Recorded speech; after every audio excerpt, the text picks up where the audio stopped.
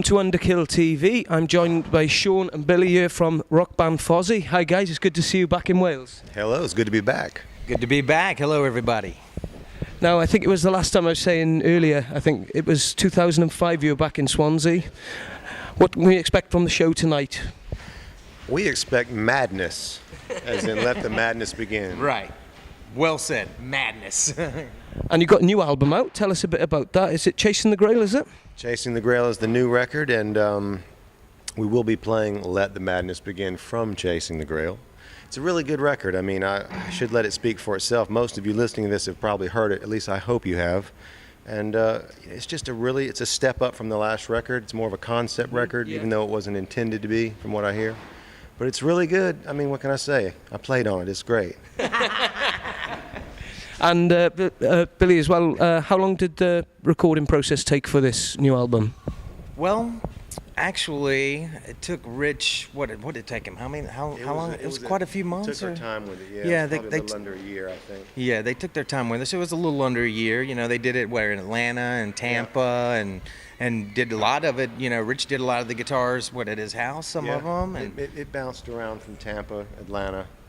There's a good studio down in Tampa. Our friend Ed Aborn has, and I did most of all the bass tracks there. Come to think of it, and you know how it is. Today it's a lot easier. You don't go into a big studio and get on a 2-inch tape machine. You know, with Pro Tools you can be mobile and get what you need. So we did a lot of that. And how much of the set from the new album will be of the new album with the set tonight? Let's see. There's 1, 2, 3. There's 4 songs from the record tonight being played. We would know this off the top of our head. I know. Sitting here thinking, it's a good mix. It's a good mix of new and old. But yeah, I believe it's 4 songs from the new record. Is that right? 4, maybe 5. I'm sitting here thinking it's 5. 4. It's 5. We added Grail to it. It's 5. It's 5. Yeah. 5 songs from the new album. I mean, obviously, with Fozzy, and when they started out, we're sort of renowned as a covers band, and over the sort of last 6 or 7 years are now renowned. They've sort of stamped their foot down and shown that they can write great material. Will there be any covers left in the set? Is there a few surprises for the crowd? Well, we have to keep a couple of the signature pieces. There will be some surprises as far as covers. Yes, definitely. Excellent stuff. And going back to the new album real quick, Chasing the Grail, what record label is that on? Riot Records out of Australia. Yeah. And you can get that from all downloadable sites as well, like iTunes and everything.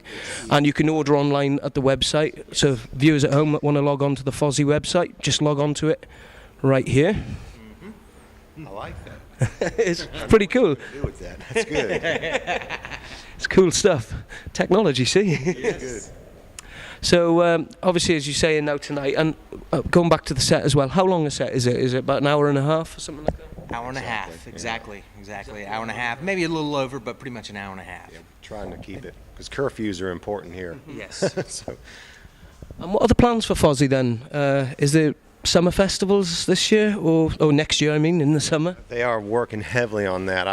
I'm hesitant to say for 100%, but there are some big talks on the table, and it's close, and you'll hear about it soon.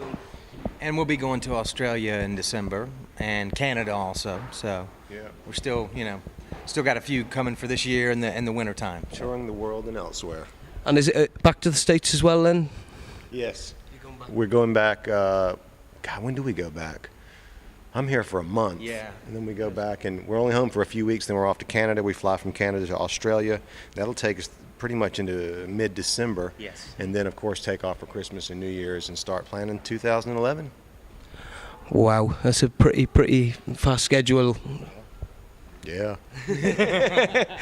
And one other thing as well, like we were saying, going back to with the albums and everything like that, like Chasing the Grail now, will there be another Fozzy record within the next 2 years maybe? Of course. Yeah, I'd say within the next year. Really? Is ideas in the pipeline? Yeah. Yes. We're going to jump on a new record pretty soon. Excellent stuff. Obviously, like we're going on with the covers stuff, guys. What are your sort of favourite covers to play when you do play? With Fozzy. That was a joke, sorry. Yeah, no, I like them all. We've got the best of the best. So, when we do Stand Up and Shout or Eat the Rich, or what's your favorite? I like Free Will Burning. Yes. I really like that one, and it rocks really hard. fast-moving song. Crowd gets into it a lot usually, so that's my favorite. So. Yeah, great classics. You know, we got to throw just a few in, and we got to squeeze in the rest of our records. So, you know. I mean, it's about time as well, like saying with the band, that people have finally started to take notice of the band and realise that this is a band that do produce fantastic tunes. And the guitar sound, a lot of people, like, when I've played it to people, they're like, who is this band? Who is this band? And they're like taken back by who it actually is. Like, do you find that sometimes when people discover for the first time? I have done a pretty fair amount of radio interviews this year, and when the songs were sent to the DJs, a lot of DJs had never heard it. Really? And they're like, what? And they'd never heard of Chris Jericho as a wrestler, which was odd. So when they were doing their homework, what? You know, they thought it was like just a band's record, which it should be taken for that. And I'll give a lot of that credit to Rich Ward, because this was the first record that he totally went on his own to produce. Usually we use Andy Sneap. Yes. But Rich has peered over Andy's shoulder for so long and worked with so many great producers in Atlanta, Butch Walker and Rick Beato. But he took the helm on this one and took his time with it, and I think it sounds great. And he turned the bass up. Yeah. I think a lot of people as well, like we were saying, Billy, about Rich, going back to him, a lot of people don't realise how actually good a guitarist he is and how he was like a pioneer of that sound that's given this day and age. And a lot of other guitarists have probably remembered for that sound, whereas he was probably around before those sort of guitarists. Do you agree with that? I do agree with that. I mean, he's like, you know, you got your Dimebag Darrells, you got your Rich Ward, you know? Exactly. So that's... A lot of great guitar players actually do know people like Zach Wilde, who's given Rich Ward his prototype, you know, Gibson. No, the really great ones do know Rich Ward's name, and he's on the murals on the the walls of Guitar Center, the stores, and I mean, no, he's known. I wish he was more known. I wish, because then we make some more money. Yeah, absolutely. And I do agree with that, to what you're saying. I mean, he released an album, released an album, My Kung Fu Is Good, and it's so underrated. It's a fantastic album, and never got the recognition it deserves. Yeah. 6-Speed album, is that the one? No, the Duke, My Kung Fu Is Good. That was his first solo record. Oh, the Duke, yeah. Okay, I got you. I played on that record, and I was just heartbroken it got shelved. It's, from what I understand, its time has passed to where it's going to be released, and we're going to do something with a re-release on that record, because it got shelved, and it was a great record. And I'm going to push it. We're going to try to do something. Right. Well, I'm Alistair from underkill.TV. Thanks a lot, guys. Thanks for Sean. Thanks for Billy for staying tuned. Thank you. Stay tuned, because we're going to give you a chance to win some exclusive stuff from underkill.TV and a competition from the guys themselves. Thank you.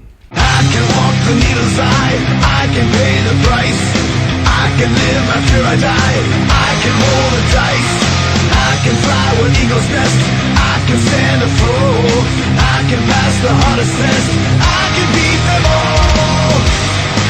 all. Okay guys, now's your chance to win some exclusive stuff from underkill.TV. I'm going to hand you over to Billy and Sean with a question for you guys. Here you go, guys. Go ahead. Hi, this is Billy from Fozzy, and the question is, what year did the first Fozzy album come out? Okay guys, if you know the answer to that question, please send it in to this email address right here, and we'll announce the winner very shortly. I'm Alistair, and you've been watching underkill.TV.